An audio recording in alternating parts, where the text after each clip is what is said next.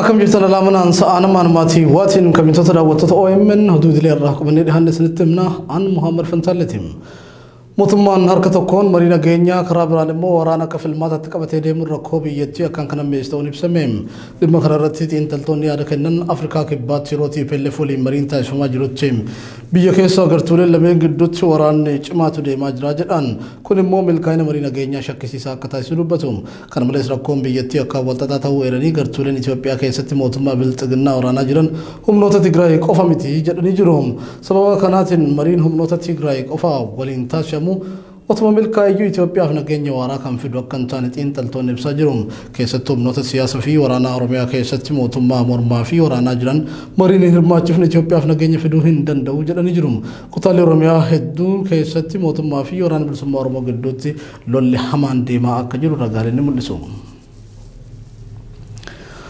ودكان يتانون هواسن رومو بي أمريكا مقالا واشنطن دي سي في نانو سيجراتن المان رومو هليلات إيارا نماليسو كان درون اندوكو كما يادت شوف سنة دونغو إبسورا وطن سنة يادنو كانس مسارا موتوما أمريكا وايت هاوس فول درتي بكير ماتوني دنور دمني سيرا وطن ميرام هليلا دروني شوالتان علي جوبي في ميتال كتت شوابانا فانتال فيو اللقبها أنا نونو قنبات تبلشيس بلتقنا راوطمي چيمساني بلالي فتني جروم سنة دونغو كبسيسو كنرات كيرو قرر بوتي منتها وطمان قدون في قتالين سابرون أرجمني جروم فرماتون نمسنا دونغو كابسيسو كنا رت أرجمي يادا كننين أمن نرمو بيجكيس في الله بدي موتم ما رندر جهاجر جالس يلالون كبجرني جروم أمن بيجكيس تقوم ما رورو كلا جو سوتشوا كابو إيراني وربيج الله جراتهم مو وان أمة رمو الرجهاجر هواس الدنيا تبيكسسو راجل كبه جمعة شرائع جمتاسسو كابن آمني جروم نموتا هلي الله كنا نجبلان أجيه منيف كأن أنت شميرام كيف تعرفوا تسرير مرمي قدّا واشنطن دي سي تواممو خورين كندستو بيكسيرام هريرا كان راتي سواسن باين أنا كرماتو وامجة تايسني جروم قدنا هرر قلتا أنا ميسور الدار على تشاغنك إمي تاجر مخيسة تلتوني موتما نمنا غير أساسة لقاسم مديسون هماميم وراني موتما مقاسة كتوران بسمو رموتين غرسة بوبا همين موتنا غا جيسوي روفي دررا غرغرا ران أكابسيسا جراتشو أمني صدا هم نوتا كنين كي ساندرا بقاچا جراتشو سجراتو تتمي بلين دو كناني ماموري رارغينيا نمني رسا ساندوامي أبا المال لما كنتي نما مكان إسا محمد علي جامويوتو إسا نجان غره جي دون فايسا ديما جرو باجاجي إني تي إمالا جرو إرغرو كتاني لابسي ساني بودا إسا رتس غرجبنان لكا ساني جو جراتوني أرميا ميدياني توركي في يادا كنن نمني كن بديك أباتي وسو هنتاني إسو مكيتو ورانا بلسوما أرمو كيس جرجتشون gochaan kun irratti raawwatamee jiru umaddeen yeroo ammaa hospitaala Cirootti yaalamaa akka jirus ibsaniiti jiru guyyaa 3 dura humnoonni mootummaa kunneen namoota 5 fuula ummataa duratti 3 ammoo gandarraa fageessanii ajjeesanii kan jiran jiraattonni namoonni ajjeefaman kun qabata waraana bilisummaa Oromoo wajjin hidhata qabdu joon kan ajjeefaman ta'uu himu kana malees manneen jiraattota gubuu namoota nagaa hidhuu fi adamsaa jiraachuu ibsanii guyyaa kaleessaa qofa namoonni 6 akka hidhaman dubbatu waraana bilisummaa Oromootu isuma keetti isaanii hidhata qabda waraana bilisummaa Oromoo keessa jiran qofaaf nama biraa irratti tarkaanfii fudhatame karaa irratti asfaaltii gubbatti isa baajaajiin deemaa jiru baajaajatti dhukaasanii baajaaj dhawanii dhaabanii achi keessaa gabbaasanii rasaasaan dhawan namoonni hidhaman namoota baay'eedha gandimmaa araddaa daalachaa keessa jedhamu kun namoota ammaan dura hidhamanii murtii takka malee mana hidhaa magaalaa mi'eessoo fi asabootitti dararamaa jiranii fi kanneen guyyaa kaleessaa hidhaman keessatti illee dubartoonni akka argaman kan himan maddeen dubartoota kanneeniin waraana bilisummaa Oromootiif nyaata kennitu jechuun akka hidhan ibsani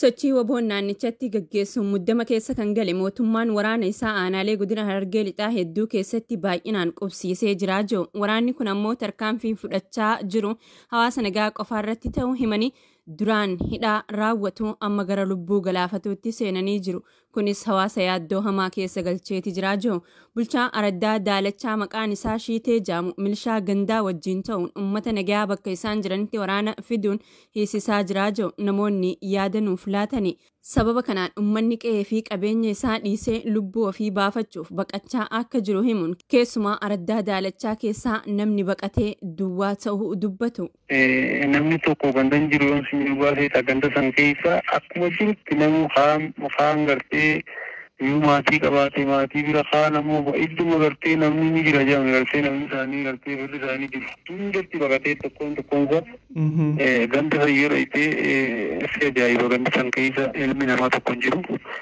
Akkasumas immoo waraanni mootummaa galgala ganama halkan guyyaa ganama achuma dhaabbata. Magaalaa Ciroo fi naannawa ishiittis hidhaan humnoota kanaan uummata nagaa irratti raawwatamaa jiru hammaachuu maddeen irraa odeeffanneeti jira.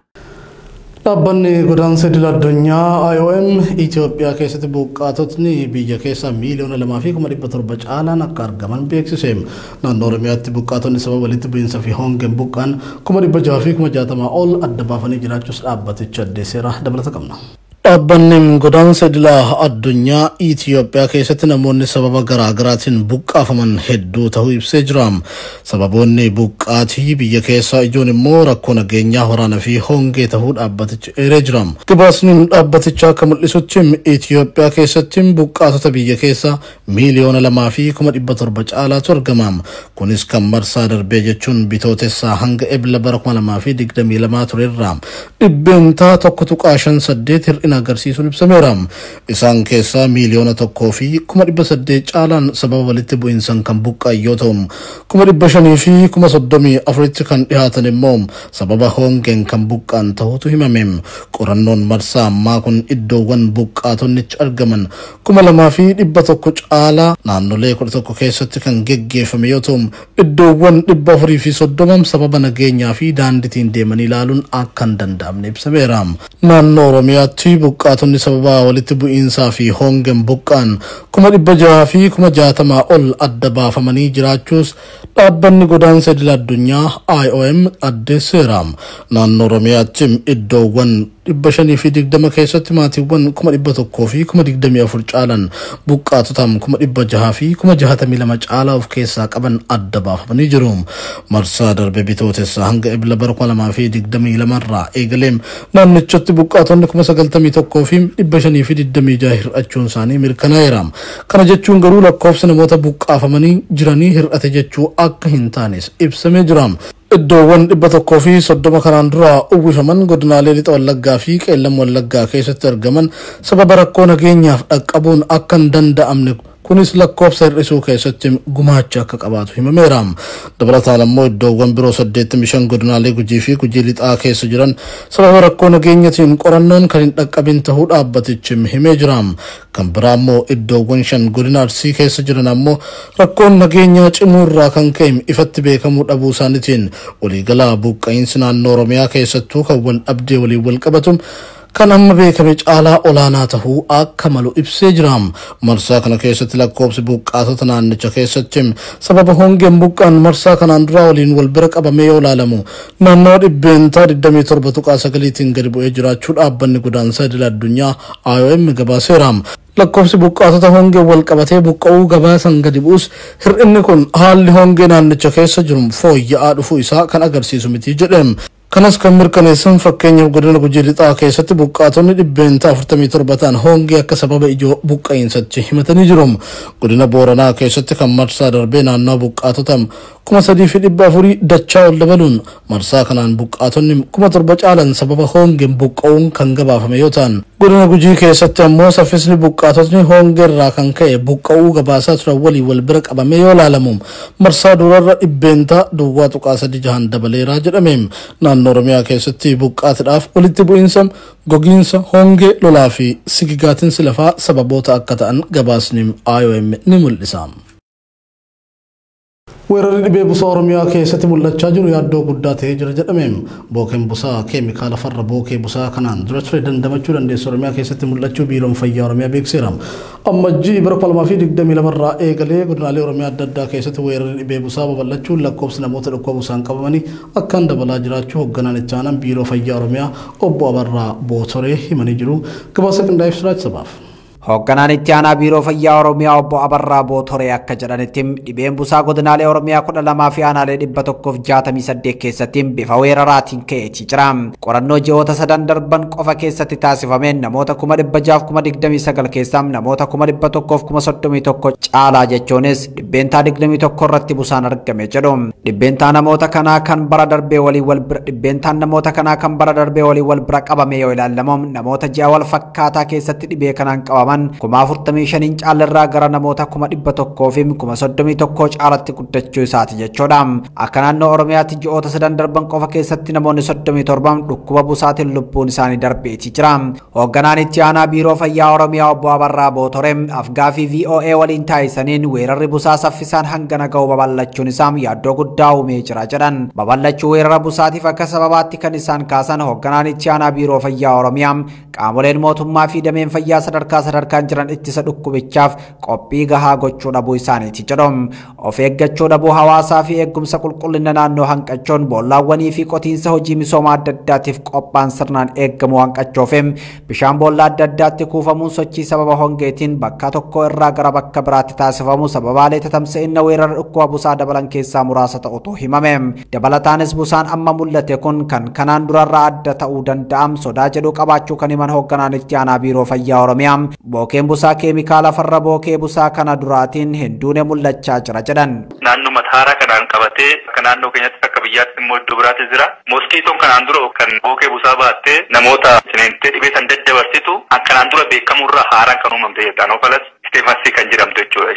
Isheen tun kanaan dura biyya keenya keessattis naannoo keenya keessattis hin beekamtu bookeewwan busaa kaan irraa mala addaa qabdi. Tokkoffaa guyyaa nama ciniinuu hin dandeessi. Lammaffaa immoo keemikaalota farra bookee busaatiif dandamachuu dandeessi jechuudha. Kanaaf amma naannoo Riftuvaalee kan amma Bahaa Shawaa magaala Baatuu asiin qabatee gara Shaashamannee kan amma bal'inaan beekamu bookeen busaa jira jechuudha. Qorannoo ahaarii yookaan immoo dhaabbanni qorannoo akka biyyaatti qabnu qorannoo gaggeessan moskiitoon tun naannoo sanitti argamuu ishii mirkaneessee jira. Kanaaf babal'isuudhaanis gahee olaanaa hin taphatti jedhamee yaadama jechuudha. Keemikaalli farra bookee busaatis kanaan dura bookeen busaa mana keessatti biifameet dhibeen busaa sun yookaan bookeen busaa sun akka wal norre godhamaa ture inni kunis akkaataa barbaadamu hin dhiyaanne jechuudha. Itti aanaan hoogganaa biiroo fayyaa Oromiyaa obbo Abarraa Bootoreen biirichi yeroo ammaa kana dhukkuba busaa akka weeraraatti ka'eef xiyyeeffannoo laachuun hojjechaa jiraachuu himaniim ogeessonni fayyaa keenya buufata fayyaatti argaman hawaasatti gadi bu'uun nama ho'inna qaamaa argisiise hunda qorachaa jira jedhan. Yeroo ammaa kana hojjettoonni eksteeshinii fayyaa keenya ogeessonni fayyaa keenya buufata fayyaa keessa jiran